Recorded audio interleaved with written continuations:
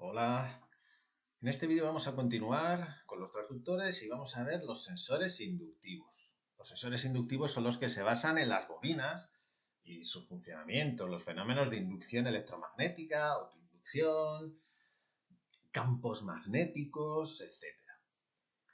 Por ejemplo, podemos tener sensores de posición lineal. Simplemente variando el material con el que está hecho el núcleo de una bobina. Recordemos que las bobinas varían su coeficiente de autoinducción con el número de espiras, con su sección, con su longitud, o sea, con lo compactas que sean, y con la permeabilidad magnética del núcleo. Así que si nosotros movemos un núcleo de hierro, y aquí tenemos aire, si lo sacamos, baja el coeficiente, baja inductancia. Si lo metemos, alta inductancia. Alta inductancia va a ser una elevada reactancia inductiva y poca intensidad que va a pasar en corriente alterna. O también si, por ejemplo, abrimos o cerramos algún otro interruptor o demás, va a actuar de una manera u otra en un caso u otro. En este caso, la autoinducción será mayor. Así que tenemos un sensor inductivo de posición lineal. Sería, por ejemplo, este caso.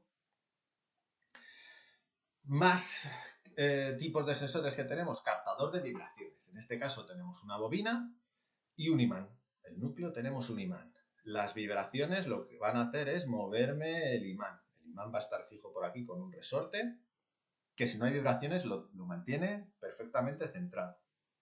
Pero en cuanto haya vibraciones va a vencer la acción del imán y va a empezar a vibrar de un lado a otro. Y al vibrar tenemos un imán moviéndose dentro de una bobina, tenemos variación de campo magnético, así que en la bobina se va a inducir una tensión. La onda de tensión que se induzca en la bobina va a ser totalmente análoga al movimiento oscilatorio que tenga el imán. O sea, si el imán se mueve rápido hacia un lado, la tensión en la bobina subirá mucho, por ejemplo, positiva. Si se mueve rápido hacia el otro, bajará mucho, negativa. Y así sucesivamente. De tal manera que tenemos un captador de vibraciones. Los captadores de vibraciones en aviación se utilizan mucho, tanto como sensores para detectar situaciones anómalas, sobre todo en los motores, plantas de potencia, las hélices y demás, como también para hacer ajustes de equilibrados. Para hacer ajustes de equilibrados en ejes, en hélices, tanto de aviones como de helicópteros. Ajustamos las vibraciones para añadir los contrapesos oportunos y eliminar estas vibraciones. Lógicamente, que nos producen un desgaste acelerado, nos producen fatiga en las estructuras, etc. Más posición angular o lineal, por ejemplo. Otro tipo de sensor sería este. En este caso tenemos una bobina que está enrollada en un núcleo ferromagnético y aquí tenemos un imán. Las líneas de campo ya sabemos que van por los caminos más sencillos y cortos. Si el aire es el camino más sencillo y corto, pues van por el aire. Si nosotros le movemos una pieza, esta pieza de aquí, que se está desplazando hacia abajo, va a ser de un material ferromagnético, de hierro por ejemplo, cuando esta extensión de aquí llega a la altura de la bobina, como en este caso, las líneas de campo van a poder ir por esa pieza. Aquí realmente en la figura van por mucho camino de aire, o sea, necesitaríamos algún otro camino por aquí que nos cerrara la línea de campo para obligarla a que vaya por la bobina. Fijaros, o sea, cuando este saliente de esta pieza que se está moviendo está lejos de la bobina, las líneas de campo van por aquí. Pero en cuanto este saliente se acerca a la bobina, las líneas de campo pasan por aquí y atraviesan la bobina. Así que fijaros, aquí no hay campo magnético en la bobina, aquí sí hay campo magnético. ¿Qué es lo que pasa cuando hay una variación de campo magnético en un conductor? Que se induce una tensión. Entonces tendremos aquí una onda de tensión. Cada vez que pase el saliente este por delante de la bobina, ¡pim!, aquí habrá un pico de tensión. Ese pico de tensión se puede utilizar, por ejemplo, para contar las veces que pasa esta pieza por delante de nuestro sensor. Es posición angular y posición lineal. Bueno, está claro la figura, si esto va moviéndose así hacia abajo es posición lineal. Pero imaginaros que esto es un disco, como suelen estar este tipo de captadores. Esto es un disco que estamos viendo de canto.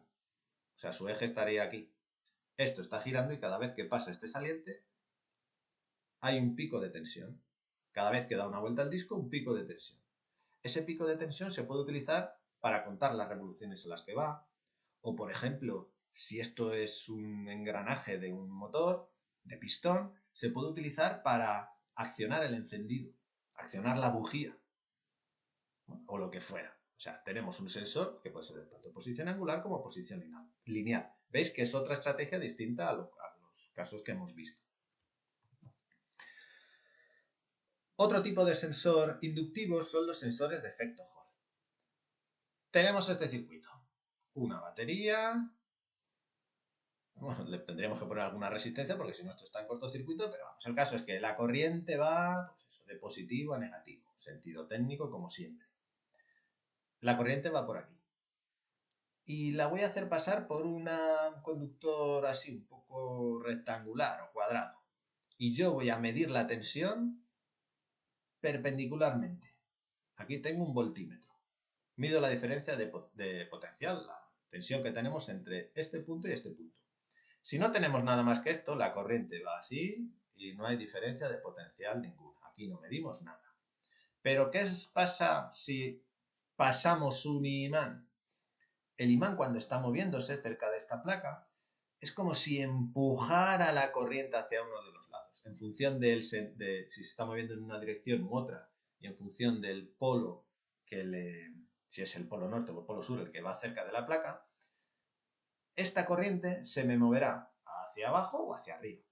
¿Vale? No nos importa a nosotros mucho si va hacia abajo o hacia arriba. Esto de todas maneras lo hemos visto. Cuando hemos visto la inducción se puede averiguar hacia dónde se deforma, pero el caso es que se deforma. O sea, si nosotros le pasamos un imán, esta corriente se nos acerca más a este borde que al otro. Entonces, al acercarse más a este borde que al otro, lo que va a pasar es que aquí vamos a tener un positivo y aquí va a ser un poco negativo. Va a aparecer una diferencia de potencial en definitiva. Entonces esa diferencia de potencial la vamos a poder captar. Lo mismo, si este imán se lo hemos colocado a un disco que está girando y de vez en cuando pasa el imán por delante de nuestro receptor Hall, pasa por delante, entonces nota una tensión. Aquí tenemos un voltímetro, pero mismo, este pico de tensión que aparece siempre que pasa el imán, lo podemos mandar a una unidad de control. O me puede activar algún otro tipo de mecanismo, como decíamos, por ejemplo, en un motor de pistón me puede activar el encendido. Y me sirve tanto para detectar posiciones angulares como lineales, como incluso velocidad. Porque esta señal la podemos mandar, recordamos, con los amplificadores operacionales hicimos un circuito que llamábamos derivador. El derivador era capaz de derivar una magnitud. La derivada del espacio en función del tiempo es la velocidad. Así que si esta señal, a través de la circuitería adecuada, la mandamos a través de un derivador, vamos a ser capaz de convertir esa velocidad circular o lineal, esa posición angular o lineal, la vamos a poder convertir en una velocidad. E incluso si después de ese derivador yo pongo otro, la velocidad la transformamos en una aceleración. O sea que con este sensor podemos detectar o nos puede servir para varios tipos de sistemas. Igual que los anteriores también les podíamos haber hecho algo así. Entonces, bueno, tenemos este sensor de efecto Hall. Un transductor inductivo muy típico de aviación es el transformador EI. El transformador EI se basa en lo siguiente. Primero, es un transformador, o sea, tenemos una bobina de primario, que es esta que está en el medio, y dos bobinas de secundario. Una es esta y otra es esta otra. Las bobinas de secundario están conectadas en antiparalelo. Bueno, ¿esto qué quiere decir antiparalelo o en paralelo y enrolladas en distintos sentidos? Es que, fijaros, en la entrada, en la bobina de primario, donde metemos la corriente, estamos metiendo esta señal. En una de las de secundario, en una de las bobinas de salida, tenemos la señal en fase. ¿Veis? Mientras que en la otra la tenemos opuesta, inversa, desfasada a 180 grados. ¿Vale? Veis que aquí el primer semiciclo va hacia abajo y aquí va hacia arriba. Bueno. Al estar conectadas una con otra, perdón, están en serie, no están en antiparalelo, están en serie, perdón, ¿vale? Esta está en serie con esta otra.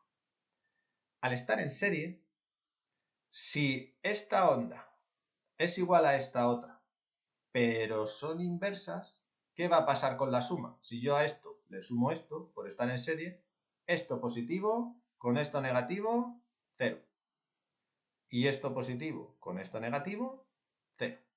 O sea que si tenemos el transformador EI, que se llama así por razones obvias, porque tenemos aquí una E y aquí una I, la salida va a ser nula, una señal nula. Le estamos metiendo en la entrada esto y en la salida tenemos nula. ¿Qué pasa si la I, que es la parte móvil, por ejemplo, la giramos y se acerca más a la bobina de arriba? Pues que ahora en la parte de arriba voy a tener más líneas de campo. Más líneas de campo implican más inducción e implican más tensión. Y en la parte de abajo implica, como lo he separado, la permeabilidad magnética del núcleo disminuye, entonces tengo menos líneas de campo y menos líneas de campo implican menos tensión. ¿Qué va a pasar? Que ahora esta onda más esta onda me da esto. Es una onda que es como esta, pero un poquito más pequeña, porque le hemos restado aquí una parte. Entonces me da esta señal. Primero tenemos el semiciclo positivo. ¿Y qué pasa si va hacia abajo? Pues que ahora esta es la grande. Entonces fijaros ahora la primera parte que tenemos aquí, antes era para arriba y ahora va para abajo, porque esta es la que predomina. Esta es la grande y le restamos este poquito. También lo podemos tener EI, que en vez de que este sea giratorio y vaya izquierda o derecha, suba y baje. Y el efecto sería el mismo. Lo que tenemos es un sensor de posición, tanto angular como lineal. Muy utilizado en instrumentación. Es un instrumento de los tradicionales. Hoy en día, en donde los sistemas son digitales y electrónicos y demás, pues esto ya no se ve tanto. Pero sigue habiendo aeronaves que sus sistemas de instrumentación se basan en sensores de este estilo. Así que bueno, espero que os quede claro este tipo de sensor. Un saludo.